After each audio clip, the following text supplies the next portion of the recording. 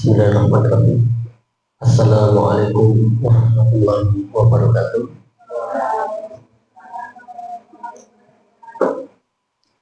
Alhamdulillah. Assalatu wassalamu ala rasulillah Sayyidina Muhammad ibn Abdullah wa ala alihi wa sahbihi wa mawala.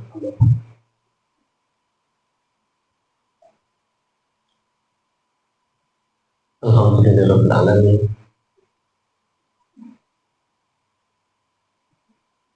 Kita patut bersyukur sampai saat ini Allah berikan nikmat kepada kita semuanya, nikmat hidup, nikmat sehat, dan juga nikmat yang paling utama, nikmat yang paling utama yaitu nikmat iman dan Islam.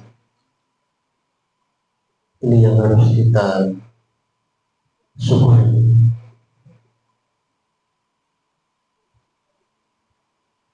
Seandainya manusia kita semua mengetahui tentang ketentuan-ketentuan Allah, takdir Allah kepada manusia, niscaya manusia tidak banyak mengeluh. Manusia akan merasa bersalah, akan merasa menyesal, karena manusia sering komplain terhadap apa yang sudah menjadi keputusan-keputusan Allah.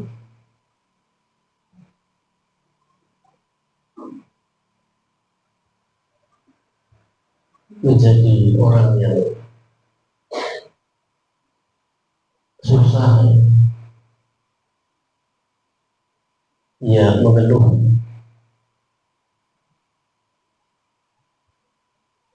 menjadi orang yang kekurangan, kesulitan, hidupnya dalam kondisi kemiskinan, seolah tidak menerima. Padahal kalau kita mau ambil hikmahnya, dengan kita merasakan kesulitan-kesulitan, kesusahan-kesusahan dalam hidup, maka kita akan mengetahui betapa besar karunia nikmat Allah yang diberikan kepada kita di saat kita mendapatkan anugerah nikmat dari Allah.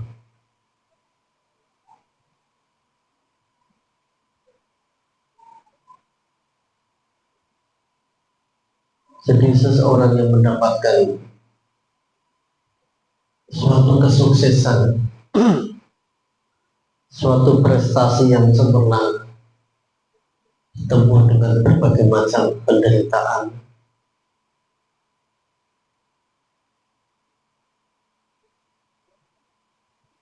dengan jujuran air mata, maka orang seperti ini kalau mendapatkan keberhasilan jauh lebih indah daripada orang yang mendapatkan kesuksesan diberikan orang lain atau tanpa adanya suatu usaha. Tiada keberhasilan tanpa jujuran keringat dan air mata, kata orang bijak. Jadi semakin susah apa yang kita tempuh, nanti buahnya semakin indah, semakin nikmat. Kalau kita ingin mengetahui betapa besarnya nikmat hidup bebas, tidak terbelenggu, tidak terikat dengan aturan, coba kita sekali-kali pergi menengok saudara kita yang ada di penjara. Mereka nggak bisa kemana-mana, dibatasi, selalu diawasi, tidak boleh keluar dari pintu gerbang.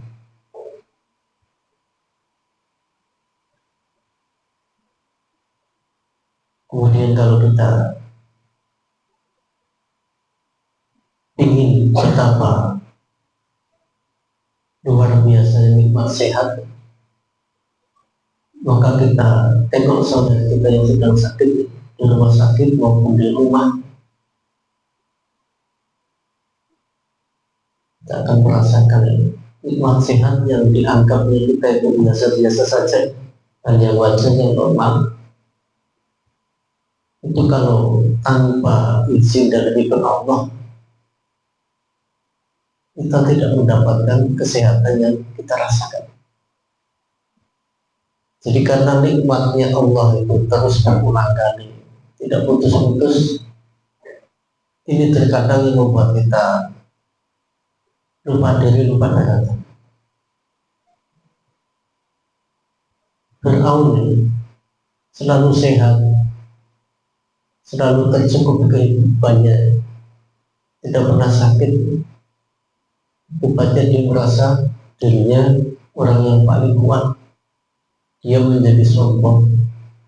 Bahkan Fir'aun ini mengaku dirinya sebagai Tuhan. Ini maksud saya, kita menjadi hamba Allah yang tidak mudah mengeluh dengan kesulitan-kesulitan yang kita hadapi.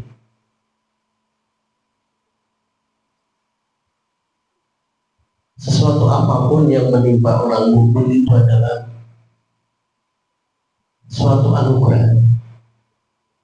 Seorang mukmin, Nabi, baginda Nabi sampai takjub dengan perkara yang mukmin apabila mendapatkan ujian, kemudian mukmin ini bersabar, ia akan mendapatkan kebaikan, mendapatkan nikmatnya, kemudian ia bersyukur, itu pun kebaikan. Kita harus bisa menjadi pribadi yang dalam segala kondisi kita olah, kita ubah menjadi kebaikan, apapun itu, ujian maupun nikmat.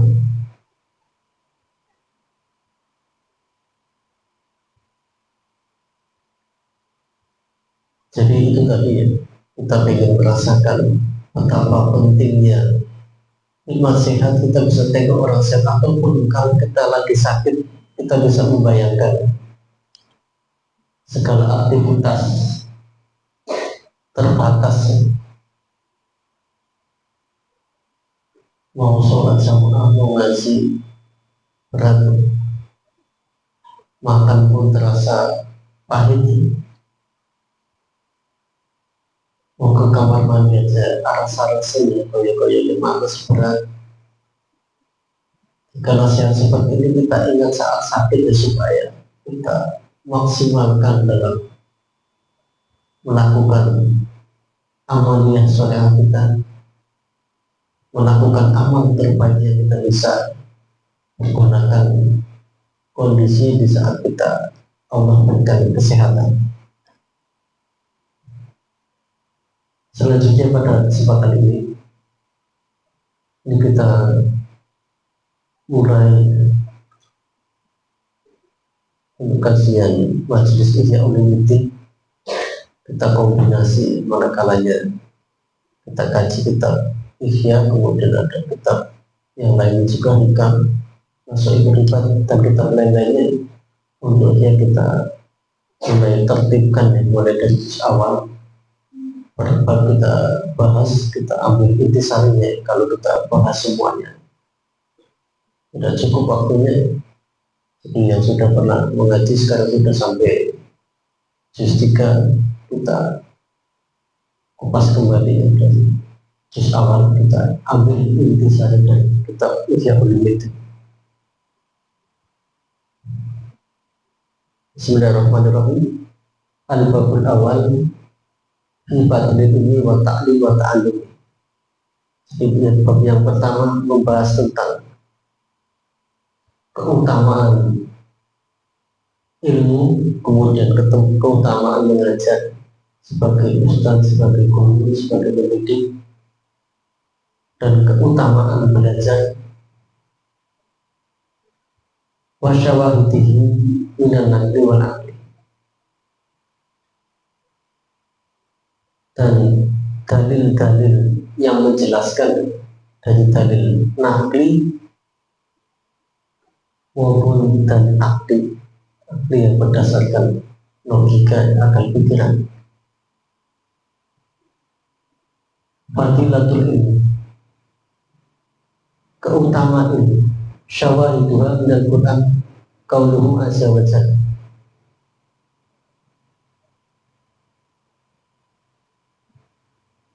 Penjelasan-penjelasan, persaksian, pernyataan di dalam Al-Quran tentang keutamaan ilmu itu adalah firman Allah azza wa jalla. Syahidallahu annahu la ilaha illa al malaikatu wa ulul ilmi qa'iman bil qist. Jadi yang menyaksikan bahwasanya tiada Tuhan selain Allah itu adalah Allah itu sendiri.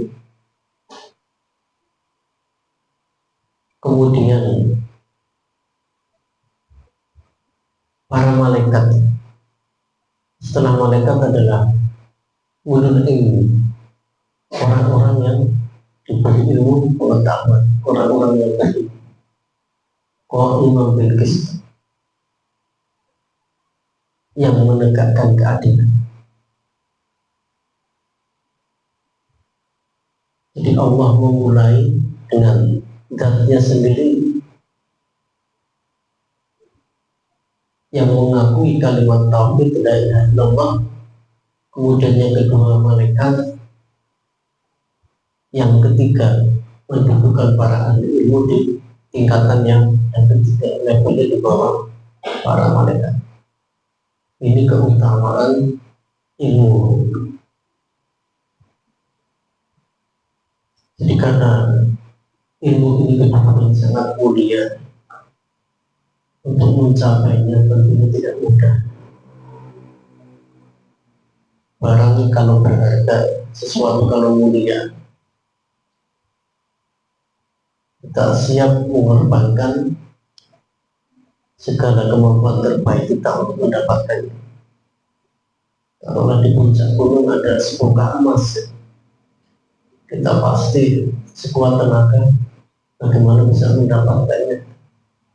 Halangan rintangan akan diterjang untuk mendapatkan apa yang kita cita-citakan. Demikian juga apabila berlian berada di comberan, tempat yang kotor, sekalipun di septic tank, kalau dicemplungkan orang tidak peduli berkotor-kotoran, walaupun untuk bau, yang penting bisa mendapatkan berlian. Apapun konsekuensinya, resikonya, siap untuk mendapatkan apa yang diimpikannya.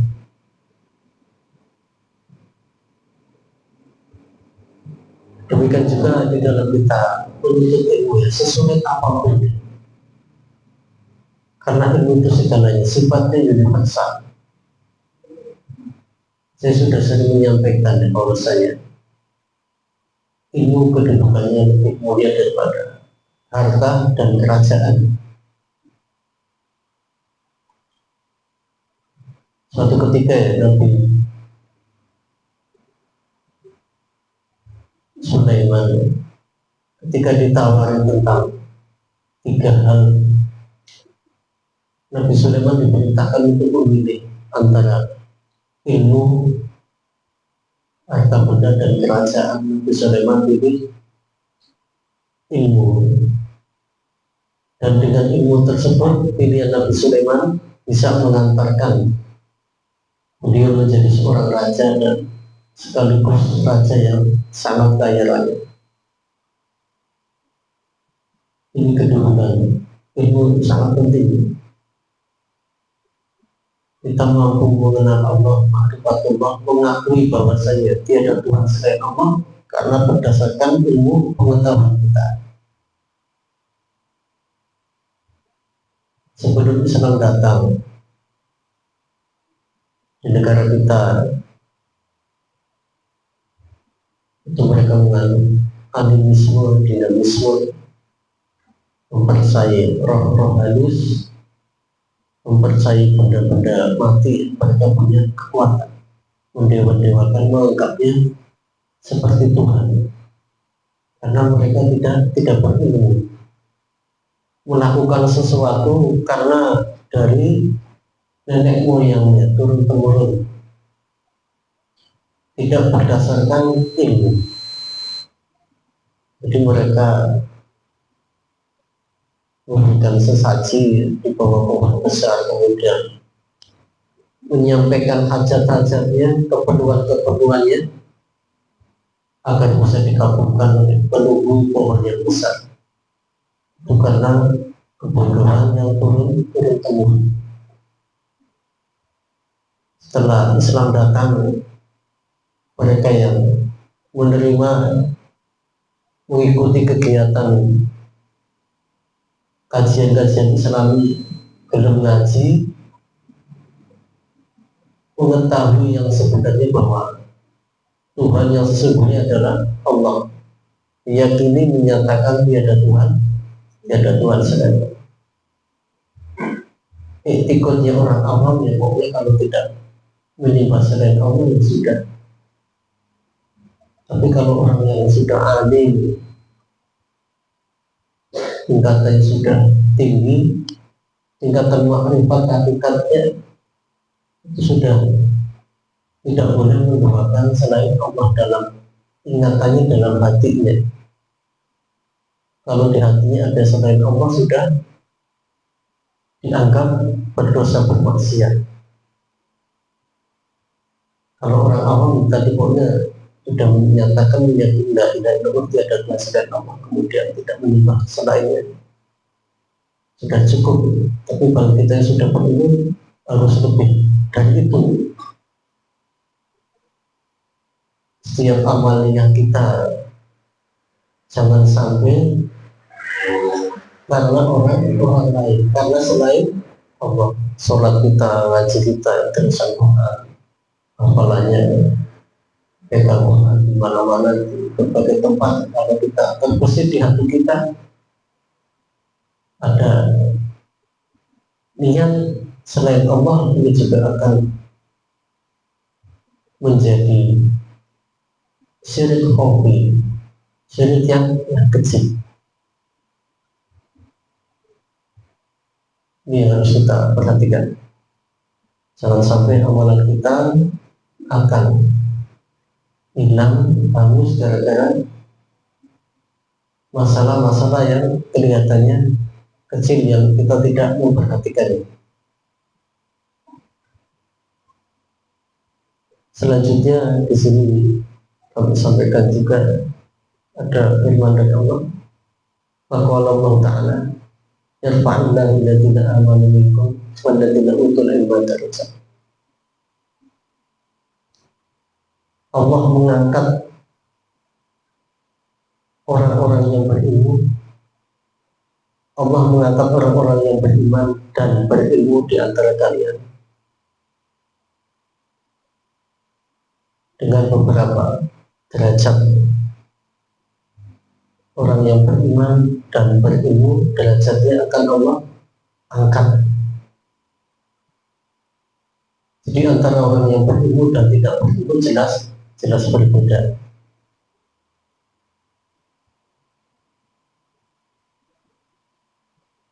Di sini ada dawuhnya sahabat, maqala dari Ibnu Abbas, qala Ibnu Abbas radhiyallahu anhu, lil ulama iku kedue ulama darajatun utawi pira-pira derajat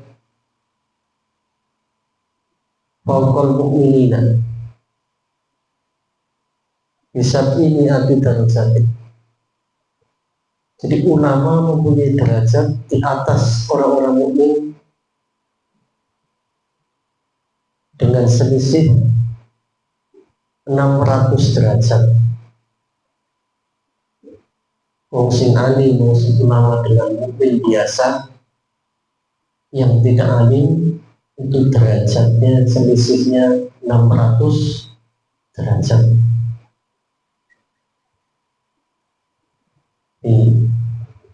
Ibnu Abbas paman baginda Nabi, ma baina darajataini masiratu khamsimi'ati amin. Jarak antara dua derajat itu perjalanan 500 tahun.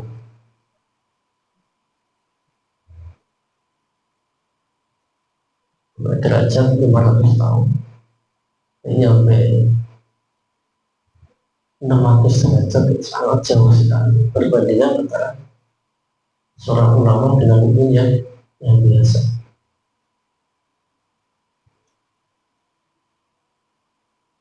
Dalam kitab Marakil Ubudiyah, kitab yang dikarang oleh Syekh Imam Nawawi Al-Bantani, sarah daripada kitab Hidayah karangan Imam Al-Ghazali, ini membahas tentang masalah nasab. Di sana dijelaskan bahwasanya orang yang bernasab dengan baginda Nabi, yang Nabi dari jalur Sayyidina Hasan maupun Sayyidina Husain, itu dibandingkan dengan orang biasa yang tidak alim, yang bukan keturunan Nabi, itu derajatnya selisih 60 derajat. Lebih mulia dunia Nabi.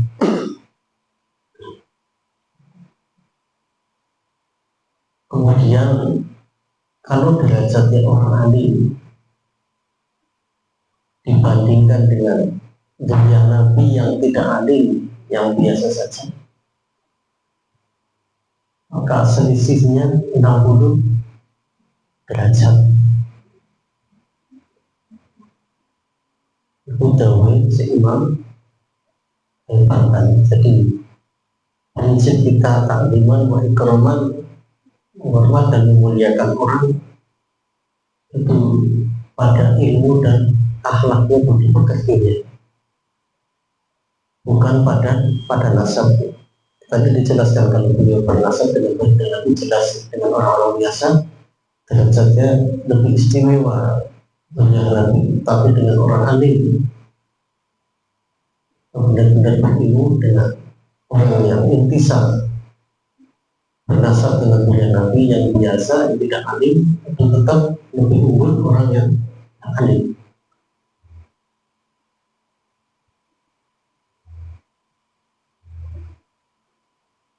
Selanjutnya di sini juga ditegaskan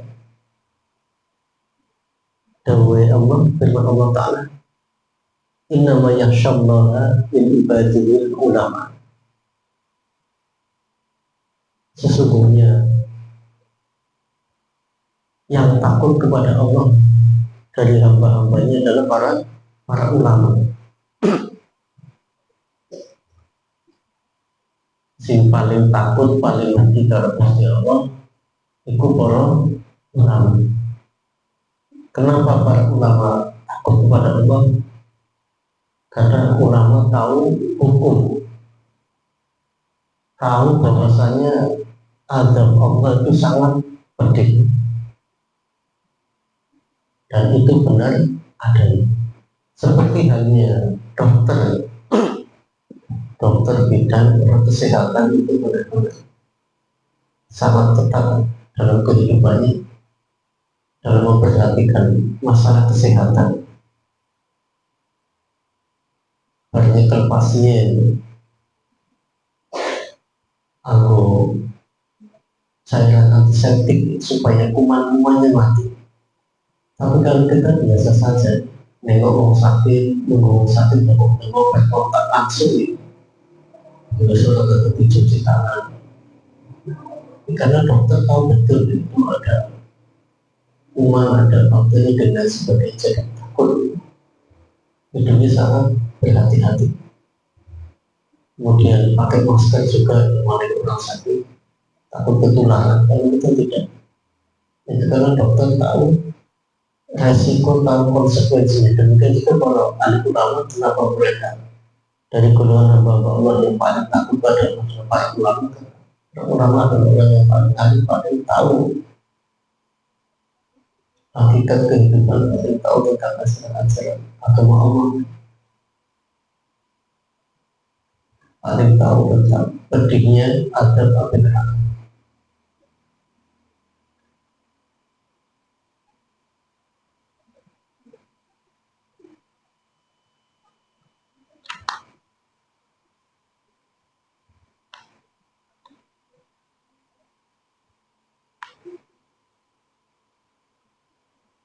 Selanjutnya firman Allah yang lain, khalaqal insan allamahul bayan wa innama dzukira dzalika fi ma'aratil imtinan.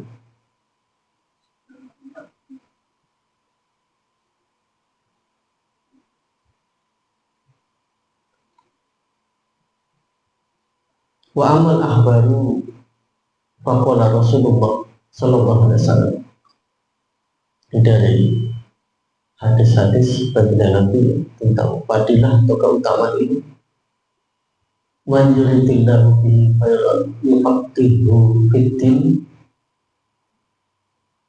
wa yulhimuhu rushdan. Jadi barang siapa yang Allah kehendaki kebaikan, maka Allah akan memahamkannya tentang ilmu agama, dan Allah akan berikan ilham, akan mengilhaminya dengan petunjuk-petunjuk.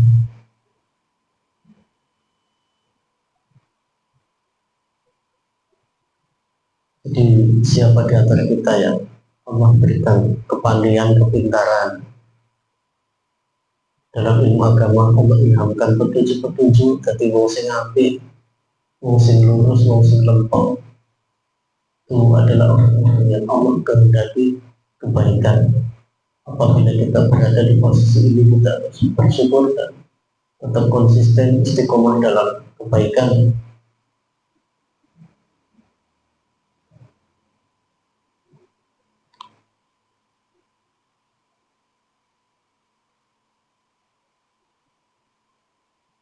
Selanjutnya, innal hikmata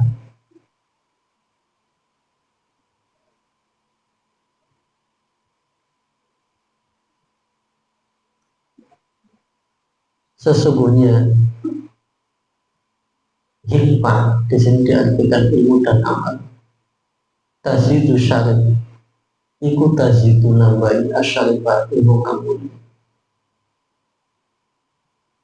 Hikmah itu akan menambahkan orang yang mulia kemuliaan.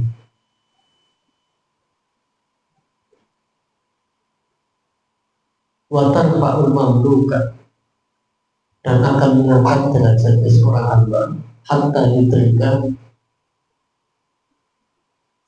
madarokan muluk, sehingga mereka menemukan kedudukannya para raja.